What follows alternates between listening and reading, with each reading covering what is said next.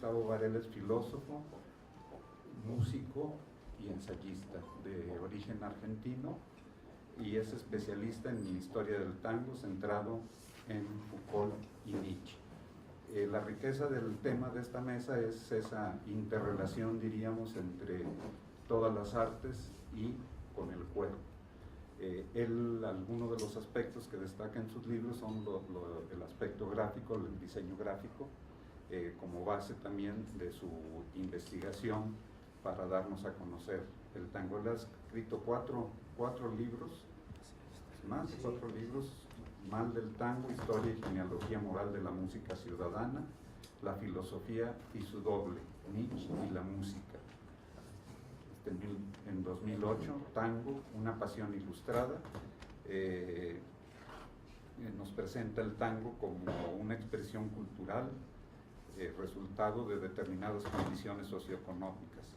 El tango en sus orígenes, como lo va a presentar, me imagino, salido de la periferia, de los arrabales, de los prostíbulos, era marginal, liviano y picaresco, incluso diríamos nosotros alburero, como por ahí lo marca, dice, tocame lo que me gusta, por supuesto. Esta es una primera etapa del tango y ahí analiza 3 etapas hasta Piazzolla.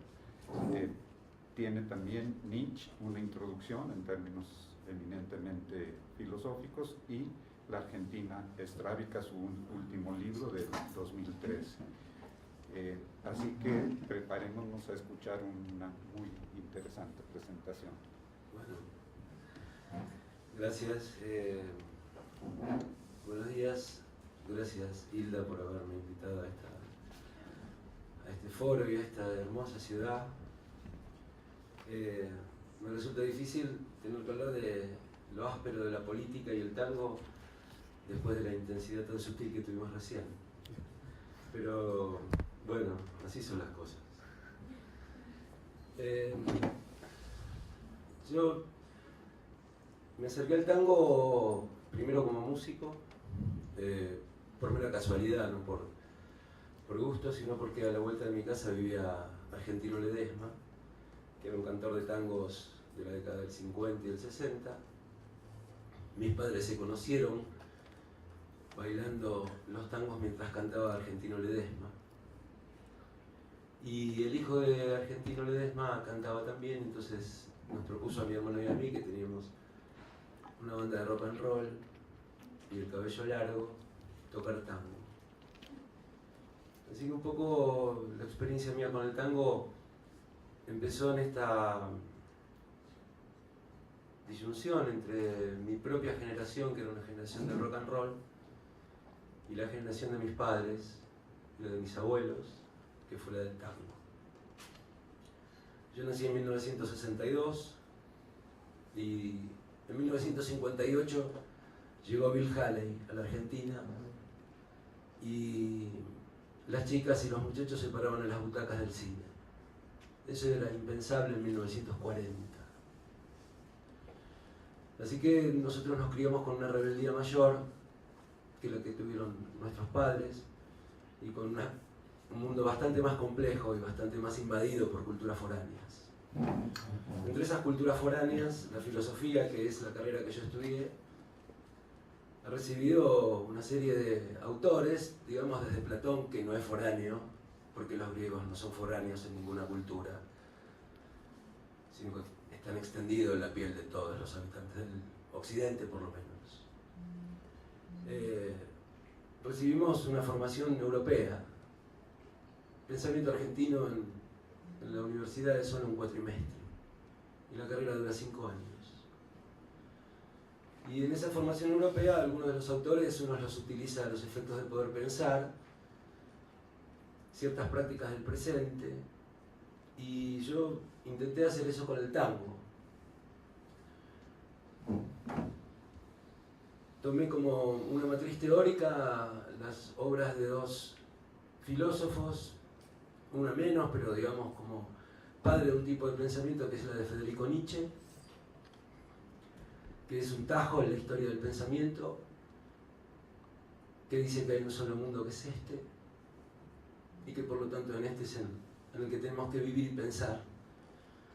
y su continuador Foucault, Michel Foucault, que es un francés nacido en los años 20, que murió en 1984, se cumplió hace 30 años, hace relativamente poco, cuya intensidad del pensamiento es el despliegue de esa obra de Nietzsche. Es decir, yo tomé una matriz filosófica para pensar al tango, pero no al tango, sino la historia del tango. Hay muchos libros escritos sobre la historia del tango, hace muchos años que se escribe sobre el tango, y cuando yo me acerqué a la lectura de la historia del tango, a mí había una cosa que me llamaba mucho la atención, que era el baile. El baile del tango a mí me llamaba, de chico mis padres bailaban el tango, me llamaba la atención el baile, porque eran dos cuerpos estrechados, como en el vals, pero no solamente el pecho, sino de la cintura para abajo también. Me parecía que era muy incómodo bailar con dos cuerpos estrechados. Y mucho más poder componer un destino común, que de eso se trata un baile del tango, que es dos cuerpos que se encuentran, se estrechan e improvisan un mismo destino, que es muy raro.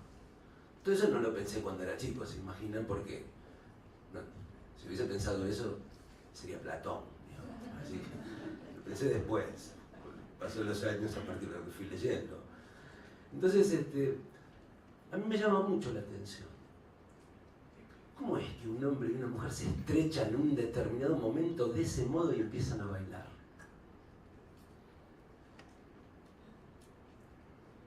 Entonces yo vi ahí un evento, lo que los franceses llaman un acontecimiento.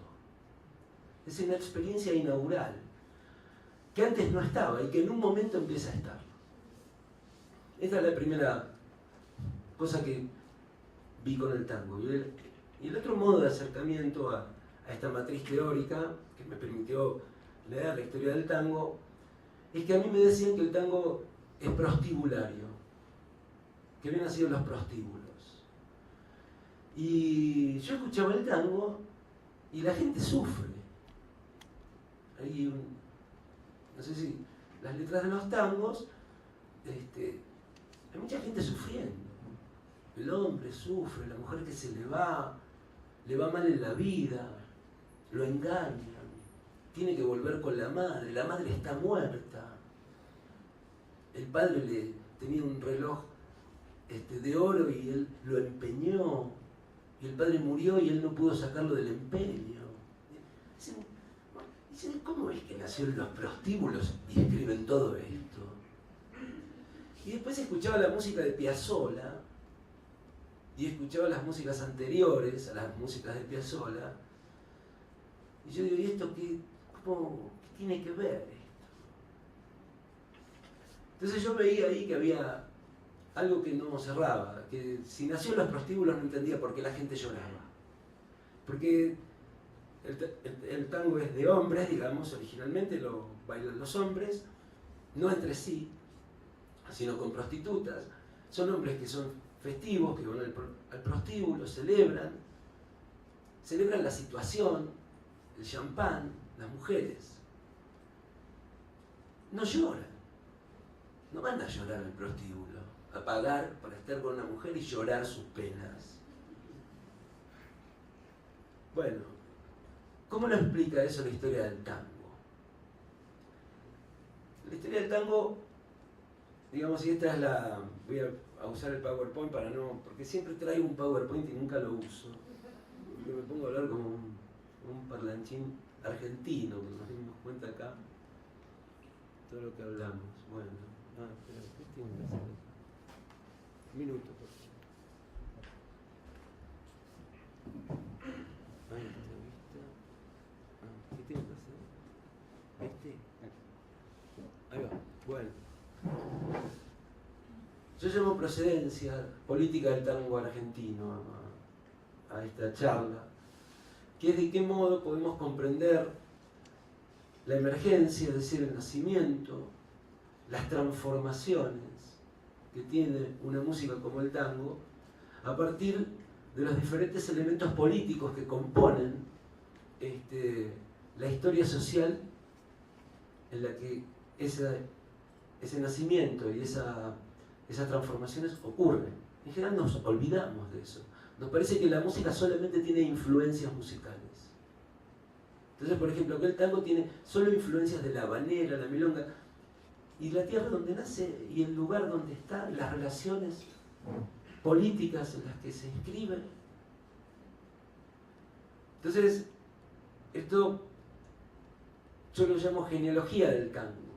La palabra genealogía es una palabra que utiliza Nietzsche para describir la moral, y es una palabra que utiliza Foucault para describir las relaciones de poder en un determinado momento.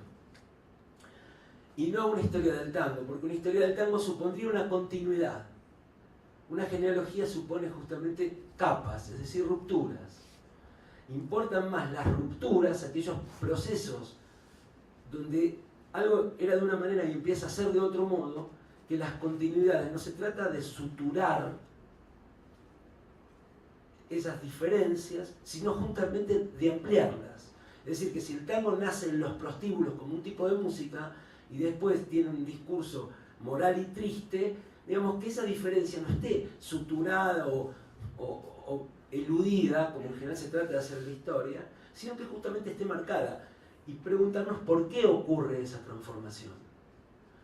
Entonces, yo encuentro tres periodos, digamos, que son los mismos que tiene la historiografía del tango, que son el tango prostibulario, el tango canción y el tango de vanguardia, ¿no? Las tres caras que yo puse al principio, una es Villoldo, el de bigotes es Villoldo, con ese aspecto así bien nietzscheano que tiene. El gordo del medio es Troilo, un gordo bueno, que se cumplieron 100 años ahora, según centenario del día de su nacimiento, murió en el año 1975, y que lo último que hizo fue comer pizza. Y así, eso fue lo último que hizo, comió pizza y en el hospital y se murió. Y el otro es Astor Piazzolla. La historia de Villoldo, el primero es muy triste. Era un tipo muy alegre, componía canciones alegres y se iba a los hospitales, 1890, estoy hablando, 1900, a cantar a los hospitales. Y una vuelta hizo una gira con sus canciones por la provincia de Buenos Aires, del Gran Buenos Aires, digamos, lo que había por entonces, por los prostíbulos del Gran Buenos Aires, y conoció a una mujer prostituta, se enamoró, se la llevó a Buenos Aires y vivió con ella. Y ella probablemente haya tenido un ACV, en ese momento no se llamaba así, y entonces perdió la memoria, y después la fue recuperando. Y que le decían el Gaucho Alegría, que era un tipo muy alegre, sus canciones son muy alegres, muy... Ahora yo voy a decir algunas barbaridades en este micrófono, que se van a disculpar, pero son las que escribió este hombre, muy jocosas y la mujer se olvidó de todo y empieza a recordar, y de lo único que no se acordó fue de quién era ese hombre que vivía con ella. ¿En serio? Y se murió de tristeza. Así que fue... Y bueno, y el otro es Piazzolla, Astor Piazzolla, que ustedes ya lo conocen, ¿no? ¿Lo conocen? Sí, es como Apolo para mí. Bueno. Entonces, miren, esta es una música de los comienzos. Perdón. El tema se llama La cara de la luna. Tiene la C con los puntos suspensivos, porque en realidad es la concha de la lora. Perdónenme, voy a decir algunas barbaridades, pero es así. Y la concha es la vagina de la mujer. Entonces, muchos títulos son de este estilo. Por ejemplo, la imagen de un caballo, ¿no?, de carreras. Entonces el tango se llama Vaselina en punta. Y es Vaselina en punta. Y después así, hay otro que una mano que está sacando el día 7 para pasar al 8. Yo creo que están acá, pero bueno, me adelanto. El calendario, ¿se acuerdan de esos calendarios que tenían la hojita que salía de a una? Entonces el tango se llama Afeitate el 7, que el 8 es fiesta. Y el 7 es el trasero, digamos, femenino. Bueno, eso es...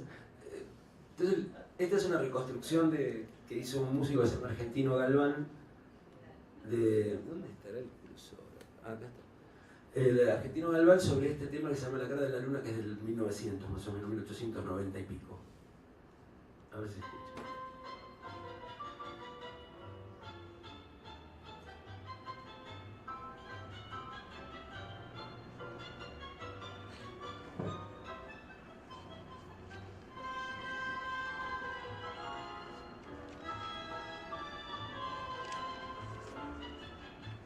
Bueno, el único modo que se debe pagar esto es yendo por otra página.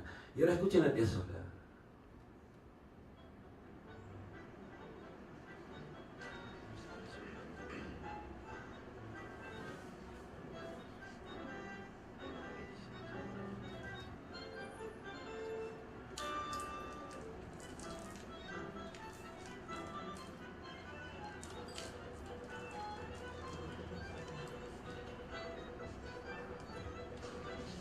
Bueno, una enorme diferencia. Muy pocos años, muy pocos años. Este tango llamado Marrón y Azul está dedicado a Picasso. Que un tanguero le dedica un tango a Picasso, eso solamente después de 1950. ¿Cuál es la diferencia entre una historia del tango y una genealogía del tango? Digo, lo pienso en torno al tango, se puede pensar en torno a cualquier otro aspecto, ¿no? A cualquier otra música, a cualquier una pintura. Digo, ayer hablaba Hilda, y yo me hacía las preguntas. Hilda hablaba sobre el patrimonio cultural, ¿no? Y yo me preguntaba y nombraba UNESCO, esto y el otro. Y digo, ¿a partir de cuándo empieza a hablarse de esto? Entonces, cuando nosotros hablamos del tango, hablamos de procedencia. ¿De dónde procede? ¿De qué lugar? ¿Qué es lo que tiene ahí? Entonces, cuando nosotros vemos, por ejemplo, los tangos estos que tienen estos títulos, que son de un contenido erótico fuerte, cuando vemos el nacimiento del tango en un periodo que podemos imaginar de una moral pacata, ¿no? De una fuerte presencia de la iglesia originalmente, y que en ese periodo se rompe esa relación, y que empiezan a aparecer médicos positivistas, higienistas, etc., y que se empieza a hablar de sexo. En la Argentina se empieza a hablar de sexo en 1880, 1870, no antes. Hay tratados de criminología que describen específicamente conductas heterodoxas de la sexualidad humana. Son tratados públicos. Entonces vos ves aspectos específicos y están contados los casos. Un diario publica una nota en tapa, un diario anticlerical, donde el arzobispo de Buenos Aires entra con un niño de la mano a un prostíbulo y una botella de vino en la mano. Y el dibujo siguiente es la salida del sacerdote con el niño. Y el niño con un chupetín en la boca y el sacerdote completamente borracho. Una caricatura del sacerdote de Buenos Aires. Estoy hablando de 1878. Es decir, hay una experiencia y después los relatos que aparecen en diferentes lugares, en las novelas.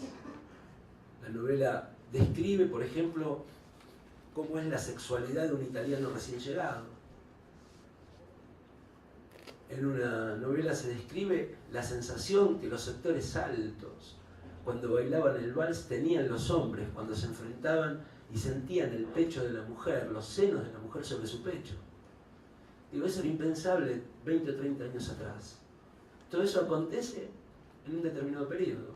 Es decir, se habla de sexo, se estudia, se trata de administrar, se trata de establecer un gobierno sobre la sexualidad. Sumado a eso, digo, esto en términos de procedencia. Entonces, cuando nosotros vemos el tango, la historia que haría, pensaría en términos de influencia. Bueno, aparece porque había estado la habanera, que es una de las influencias, el chotis, que es una influencia, la milonga campera, que desde ya que son influencias musicales. Pero ¿qué es lo que hace que dos personas se estrechen de este modo y que el baile del tango consista en que el hombre avanza con su pierna entre las piernas de la mujer y la mujer continuamente lo elude? Porque de eso se trata la danza. El hombre con su pierna avanza entre las piernas de la mujer y la mujer va para atrás y hace un 8 con los pies, le dice no, ahora no. y se va, menea la cintura, ¿entienden? ¿Qué es lo que hace que eso ocurra? La manera, la milonga campera. Esas son influencias musicales que de hecho están, pero que el tango emerja, que aparezca, tiene que ver con la procedencia, es decir, donde hay un mundo donde la sexualidad es un tema, donde es necesario, digamos, donde se habla, se practica, y en particular en una Buenos Aires habitada por 200 escuelas, 14 templos religiosos y 6.000 prostíbulos.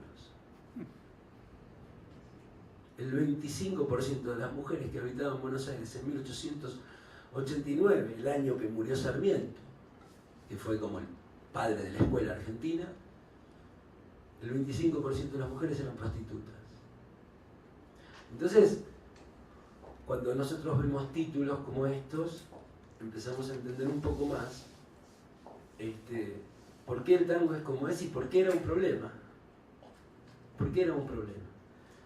Es decir, que la procedencia habla de dónde procede, qué entorno discursivo y visual, es decir, qué es lo que decimos, sobre qué hablamos y qué vemos. ¿Entienden? ¿Qué vemos? No vemos siempre lo mismo. En un determinado momento vemos patrimonio cultural.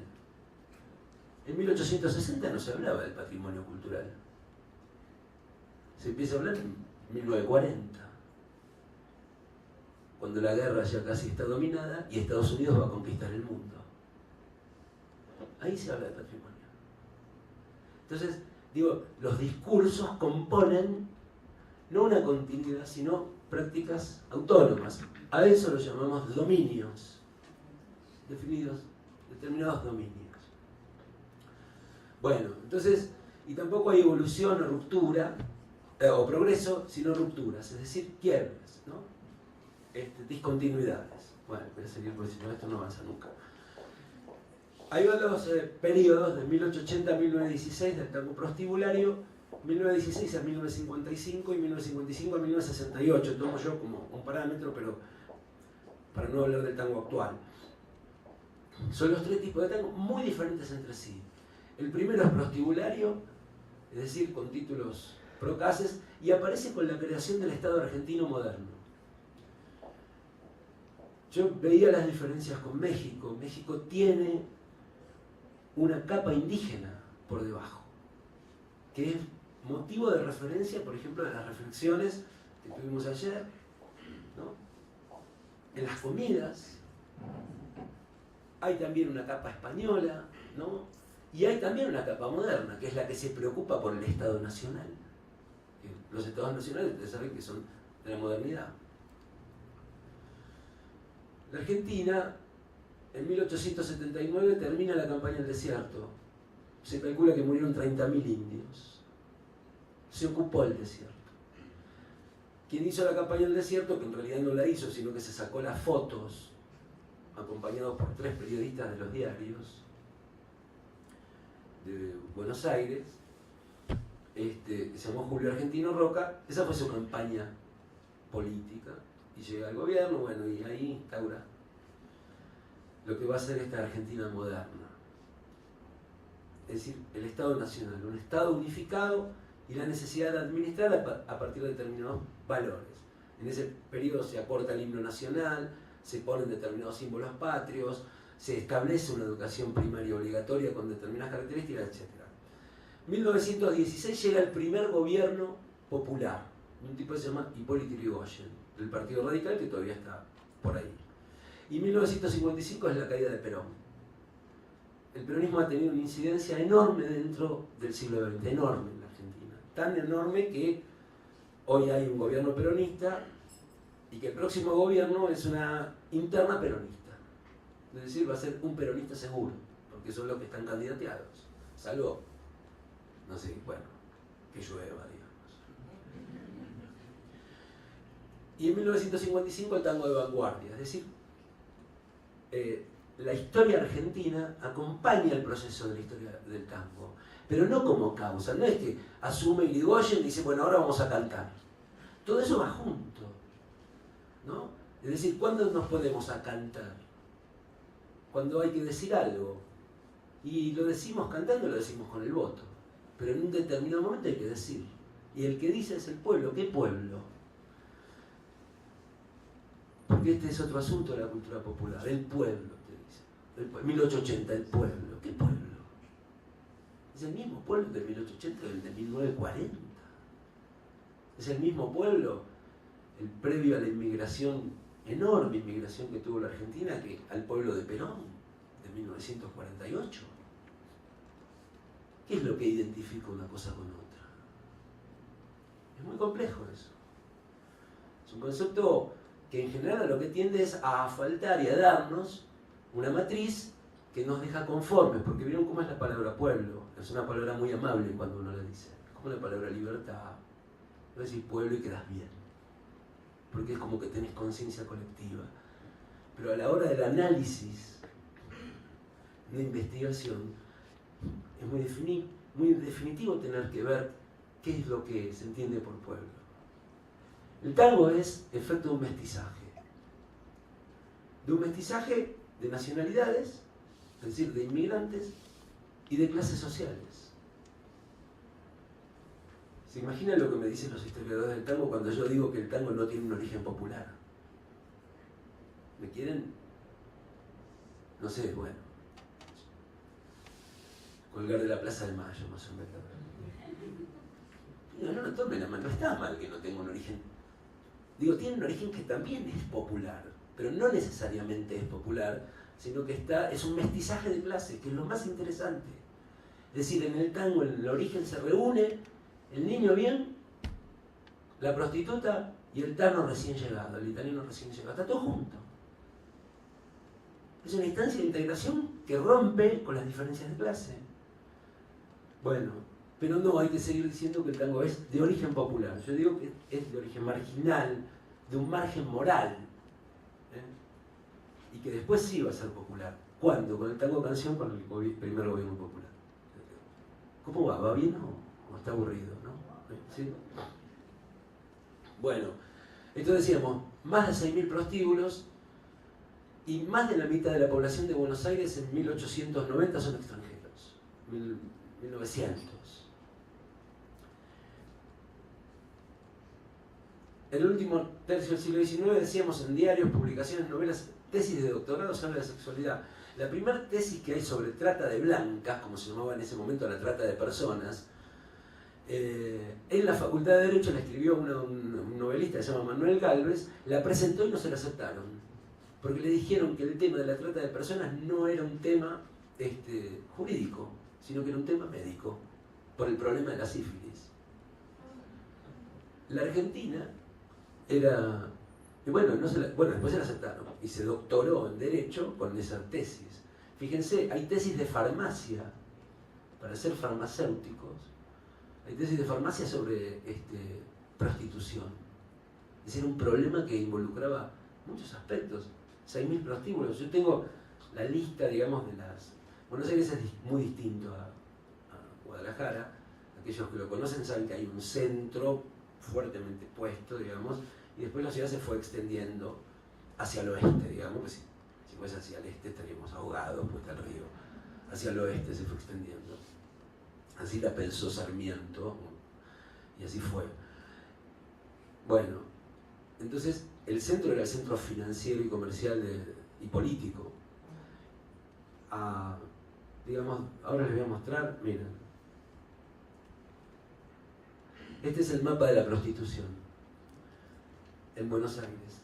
El rectángulo más, el que está al lado de la derecha, es el más amplio. Ahí estaba la mayoría de los prostíbulos. Lo que está en azul es la casa de gobierno. Y lo que está en amarillo es el obelisco. Es decir, como el centro, así como en la 9 de julio, un centro de la ciudad. Ahí estaban todos los prostíbulos, pero en una cantidad muy grande. No todo, digamos, no había un cartel que decía prostíbulo, eran casas de prostitución. Y el costado, que acá no entra, es un poquito más para allá, que es La Boca, que es un sector popular. En esos dos lugares se asentaban los prostíbulos. ¿Y qué pasaba? Había unos que iban de un lado al otro. Los niños bien iban a La Boca, Y en la boca que había compadritos, es decir, tipos de cuchillo. Entonces los niños bien, ¿qué hacen? No iban con cuchillo, aprenden a boxear. El boxeo en la Argentina entró de las manos de los niños bien. El presidente Marcelo Torcuato de Alvear, un presidente que iba a los prostíbulos, tenía un ring de box en su casa. Y ahí estaban los niños bien, los señoritos, que no trabajaban en general. Bueno, Marcelo de Alvear era un poco más grande y sí trabajaba de presidente. Pero estos otros eran hijos de dueños de campo que con el precio del trigo por entonces y del lino, que era lo que se producía en Buenos Aires, entraba mucho dinero y era la época que se decía que tirábamos manteca al techo y muy probablemente esté ahí la génesis de un cierto tipo de vanidad porteña y argentina que ha sido bastante violenta en toda Latinoamérica. Muy probablemente, no digo ser los culpables, pero uno puede hacer un rastreo de ese tipo de carácter. Entonces iban de un lado al otro, se mezclaban. Bueno, entonces era un verdadero problema la prostitución y no había manera de luchar contra ella, fundamentalmente porque había acuerdos políticos. No se tienen 6.000 prostíbulos abiertos si no hay acuerdo político. Y político quiero decir, no que el presidente estuviera cobrando un dinero, pero sí que hubiera coimas policiales y municipales y todo este tipo de cosas. De hecho, esto hizo que Buenos Aires sea, después de Roma, la segunda ciudad con más sífilis del mundo, en 1890. En ese ambiente aparece el tango.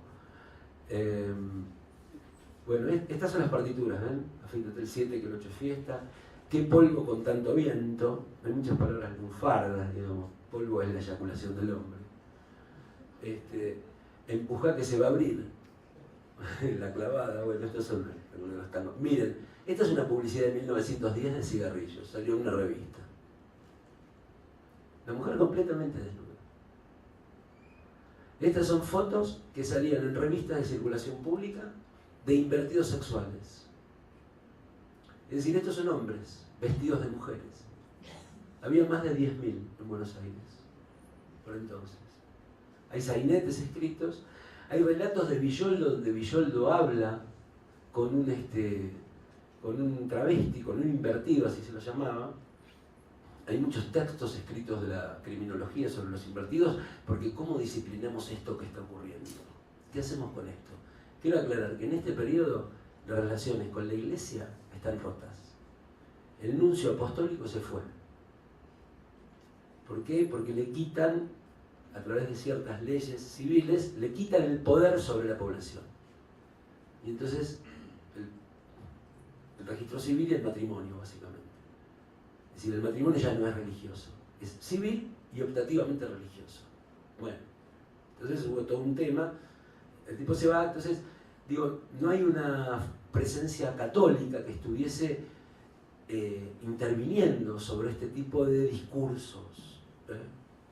No lo hay. Bueno,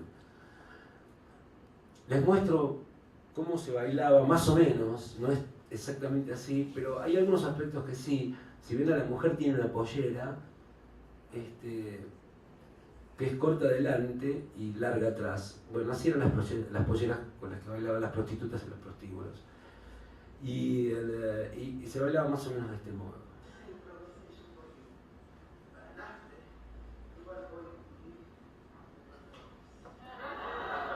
Esto se llama tango canyengue en la actualidad, que es como una reconstrucción del tango.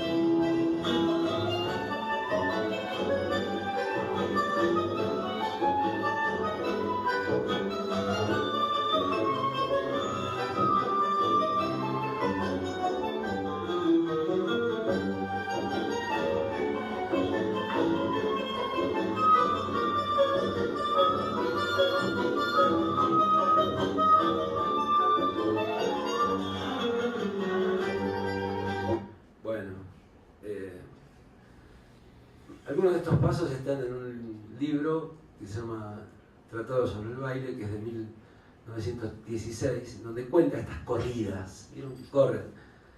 Lo típico del tango, lo propio del tango es el corte y la quebrada, digamos. Es decir, el abrazo cerrado, que el hombre avanza, a diferencia del vals, que van parejos, o de otras danzas de agarre, el hombre avanza. Y además el corte y la quebrada, que es de origen negro, es decir, porque deriva del candombe, donde, digamos, en el candombe paran y menean las mujeres la cintura y los hombres también. En el tango eso mismo ocurre, pero enfrentados. Entonces se detiene la marcha y la mujer se frota sobre la pierna del hombre, que un poco se ve en algún lugar. Esto era lo propio que ocurría en aquel entonces. Por eso era prostibulario, por eso estaba bastante más cerrado el ámbito de los prostíbulos. Ahora, el primer tango se compone en esa casa que está ahí, que extrañamente la dejaron en pie, extrañamente, porque es una casa del 1900. Este hombre, que se llama Rosendo Mendizábal, Mendizábal es un apellido con tradición en la Argentina, son gente adinerada. Este Rosendo lo era, fíjense que era negro, o tenía ciertos matices negros, digamos, porque era un negro liberto, hijo de negros libertos, que eran aquellos cuyos padres trabajaban en la familia Mendizábal, y heredó toda la fortuna de los Mendizábal. Y se la gastó toda en este prostíbulo. Todo un montón de plata, creo 45.000 pesos, que era una barbaridad. Bueno, se la gastó toda acá, todas las noches. Tomaba, que yo tocaba el piano. Y era un prostíbulo donde iban los niños bien, es decir, donde no estaba abierto a cualquiera, se reservaba. Una botella de champán valía 20 pesos. Y un obrero cobraba 3 pesos por semana, es decir, 12 pesos por mes. Y acá se compuso el primer tango, que se llama El Entrerriano. Y digo, ¿cómo hicieron los obreros para juntar el dinero para comprar el champán y estar ahí adentro? No se podía. Es decir, hay una participación de estos niños bien, porque hay una crisis generacional en este periodo del mismo modo que la tenemos nosotros ahora. Los que enseñamos y tenemos jóvenes de 17, 18 años, sabemos que entre ellos y nosotros hay un foso enorme. Difícilmente hay una continuidad, una experiencia del mundo muy distinta a la que tenemos nosotros. Por entonces pasa algo parecido en los sectores populares y en los sectores altos. Estos son hijos de sectores populares e hijos de sectores altos. ¿Y qué se encuentran? Bueno, las críticas que recibe el tango como insalubre y cosmopolita, que son básicamente las dos críticas más fuertes, que es lúbrico, grotesco, un espectáculo guarango, un baile frenético, todo esto son dichos de época.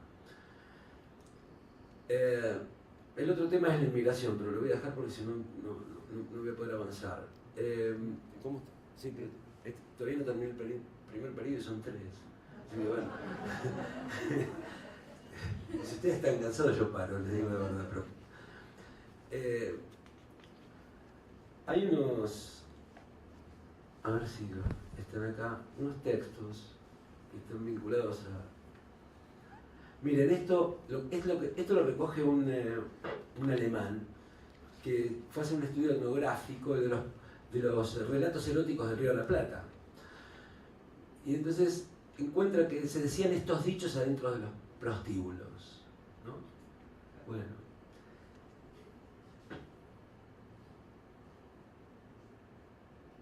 Fíjense la voz de la mujer. Yo soy puta que me gusta revolcarme en cama ajena.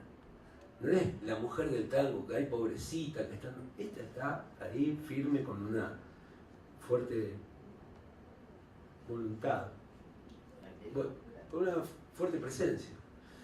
Entonces, sí, es una presencia fuerte, la prostituta, en estos relatos, que son muchos de textos de este tipo, lo voy a sacar así, no. Son muchos, la mujer tiene una presencia fuerte, una voz que impone. Porque además muchos hombres se enamoraban de las prostitutas. Entonces, iban continuamente. Entre ellos Julio Argentino Roca, el que mandó a matar 30.000 indios, se enamoró de una prostituta, casi deja a su mujer, no lo hizo porque era esto de la casa chica y la casa grande, pero le compró una estancia a la mujer, a la prostituta, a la amante, digamos, y hizo desviar el tren e hizo construir una estación delante de la estancia para bajarse del tren e ir caminando. Es un extraordinario tributo al amor, ¿no? Voy a hacer una estación acá en la puerta si vengo más rápido. Termino con una cosa de Villoldo. Villoldo va a París en 1907 y graba. No tengo la grabación acá, pero se escucha bastante mal. Las grabaciones de 1907.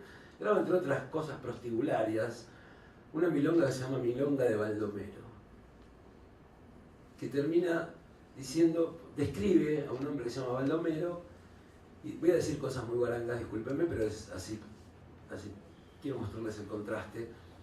Dice Baldomero, no está hablando de Baldomero, dice: él no ha perdonado putas, sean buenas, sean malas, a todas las ha manchado. Manchado quiere decir comido, ¿no? El culo le ha desvirgado una noche a su comadre. Se cogió a la hermana, cogió de hacer el amor, digamos. Se cogió a la hermana y al padre, y en el colmo del placer, no teniendo a quien joder, un día se cogió a su madre. Incesto. Eso en 1907. 13 años después, Gardel canta: pobre mi madre querida, cuántos disgustos le he dado. Che, ¿cómo llegamos de aquel verso a este otro? Y que todo sea lo mismo, todo es tango. Bueno, entramos en el segundo periodo, que es el tango canción, es decir, el tango con letra, que es el que en general conocemos. Gardel es tango canción, Troilo, todos ellos son tango canción, los cantantes, ¿no? Ellos que cantan las letras. Había letras, sí, yo esta de Villoldo es anterior, digamos, al tango canción. Lo que ocurre con el tango canción es que cuenta una historia. Las otras son descripciones, en general, ¿no? La morocha, los tangos previos las letras son descriptivas de una situación. Acá son pequeñas historias, en general, con un cierto contenido. ¿Cómo se explica este pasaje de Villoldo con esa letra guaranga a pobre mi madre querida? En las historias del tango se explica porque no pueden ver rupturas. El tango es uno solo. Piazzolla, ¿qué hacemos? Todavía no saben bien qué hacer con Piazzolla. No saben, de verdad les digo. Yo tengo un programa de radio todos los domingos y ponemos a Piazzolla y la gente llama por teléfono. Eso no es tango, dice. Estamos en 2014. Piazzolla se murió hace casi 25 años. Su orquesta fue de 1955, pasaron 60 años y la gente llamaba horrorizada, inclusive insultando a Piazzolla. ¿Cómo explican este pasaje? Lo explican diciendo lo siguiente: el tango va a París, triunfa en París, y entonces, como Buenos Aires es una ciudad con sus ojos culturales, y culturales y económicos por entonces, no, y culturales puestos en París, entonces, como se bailó en París, se legitima en Buenos Aires y la gente lo baila. Bueno, entonces, digo, yo lo que me pregunto es, pero ¿quién lleva el tango a París? Porque está bien que puede ser que haya sido así, pero ¿quién es el que lleva el tango a París? Entonces me pongo a investigar cuánto vale un ticket de barco, no había avión por entonces, para ir a París, y era una fortuna lo que valía. Y me pongo a investigar quiénes iban a París. Y iban los niños bien. Pero no solamente argentinos, también chilenos y uruguayos. En menor cantidad hay una novela de un chileno que se llama Los Trasplantados. Que son los niños bien que se van allá, a París, tienen mucho dinero, se los manda quien le administra sus campos, le manda el dinero a París y el tipo gasta. Hay algunos casos donde el administrador del campo le escribe y dice: no gaste más porque se acabó todo. Y el tipo que está en París, que no está ni enterado de cómo van las cosas, no lo puede creer y tiene que volver en bancarrota. Hay más de un caso. Digo esto para mostrarle el tipo de desaprensión que tienen estos en París. París es, bueno, son ellos los que llevan el baile del tango a París. Quiere decir que lejos de que París legitima el tango, lo que hace el tango es legitimarse en París, es distinto. Es decir, lo que ya estaba se legitima de ese modo. Es decir, ya estaba legitimado acá, por eso va a París, si no, no puede ir. Entonces, pero no fue París la razón, porque yo creo que ya estaba legitimado. Es decir, que la experiencia de París es una experiencia que es el efecto de una legitimación interna, porque ya estaba en los pies de los niños bien, que son los que lo llevan. Vivían más de 10.000 argentinos en París. Entonces, ¿cómo explicamos este pasaje? Hay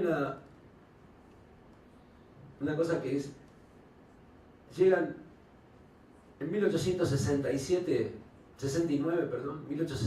1.900.000 habitantes en la Argentina, 1.900.000. En 1914, es decir, 30 años después, hay 6 millones. 6 millones. Es decir, se triplicó la población. Y llegan inmigrantes. Llegan italianos, el 70% italianos. Bueno, eran más los italianos que los criollos, los nacidos en Buenos Aires. Pero italianos con diferentes dialectos, con diferentes culturas, diferentes comidas. En Argentina hay una comida que se llama milanesa a la napolitana. Milan a Nápoles. No se juntan nunca allá. Nosotros nos juntamos en Buenos Aires.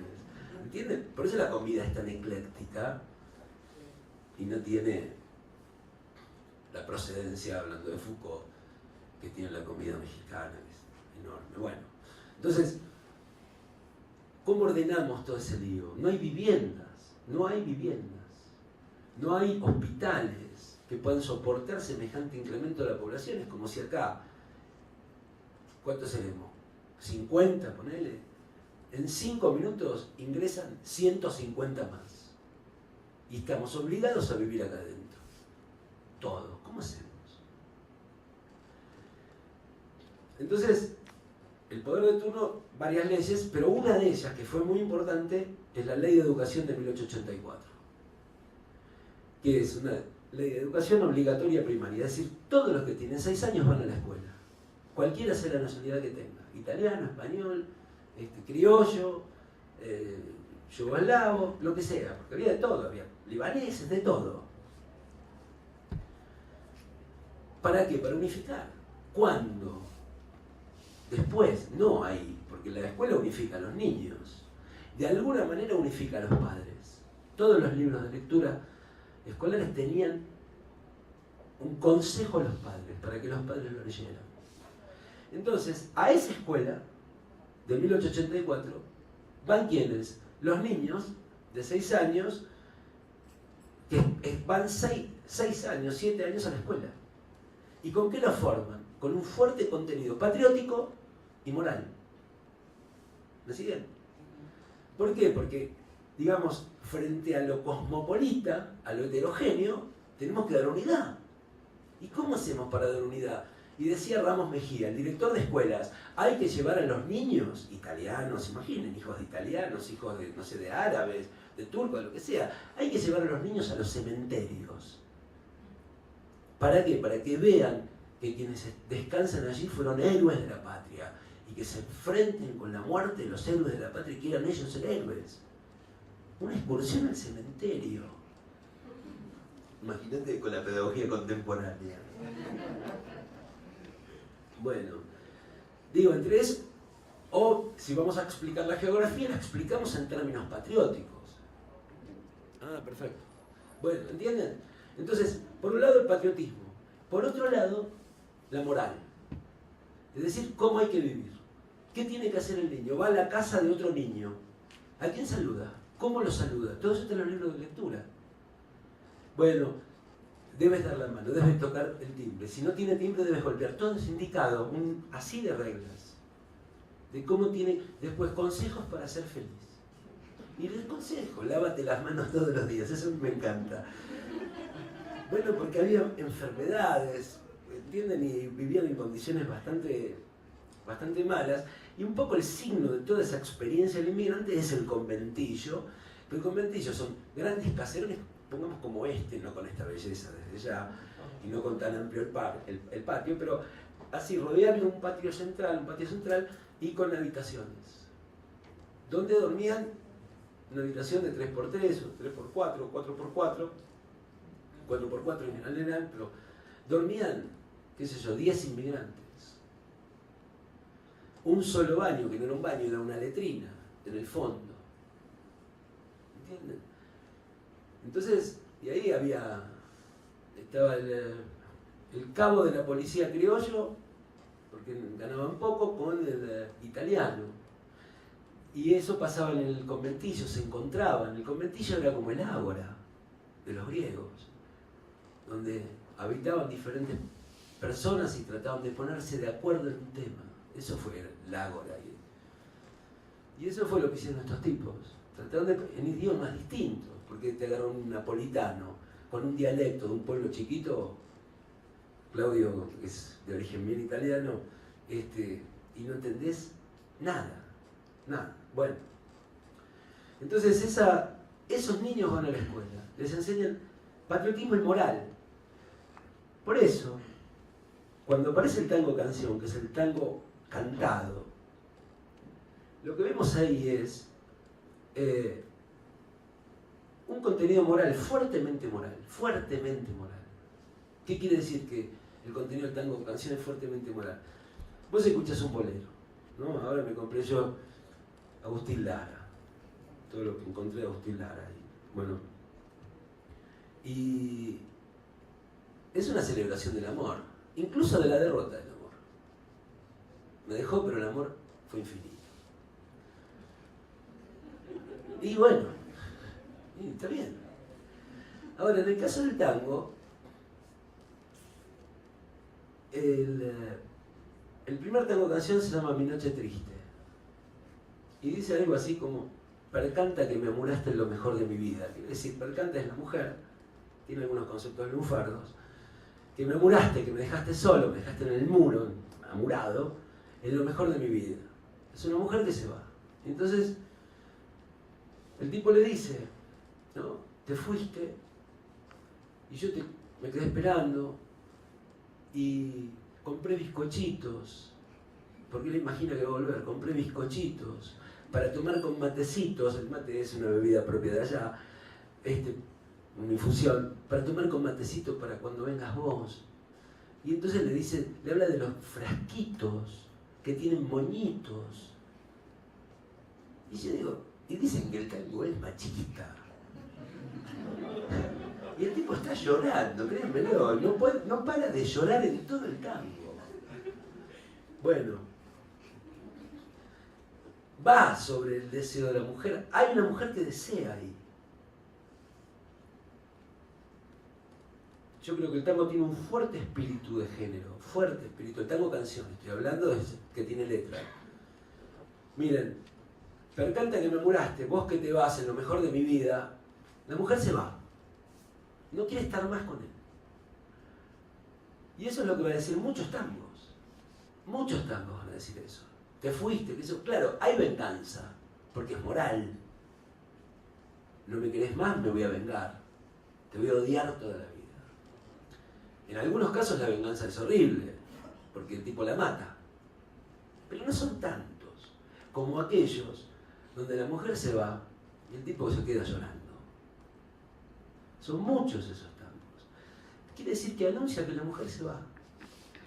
Esto, 1916, una mujer no podía tener un comercio, no podía firmar un cheque, no podía tomar decisiones personales sin consultar con quien fuera el dueño de su patria potestad, es decir, el marido o el padre.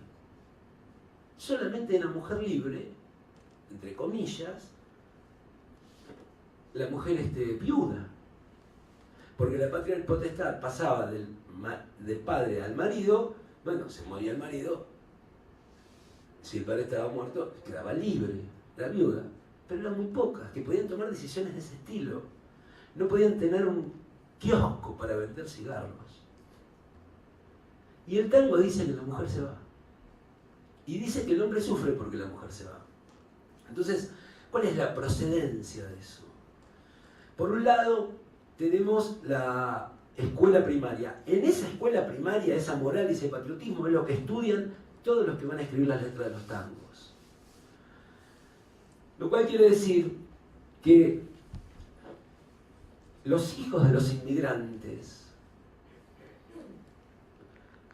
son fervorosamente patriotas, siendo hijos de inmigrantes que vinieron con la idea de volverse.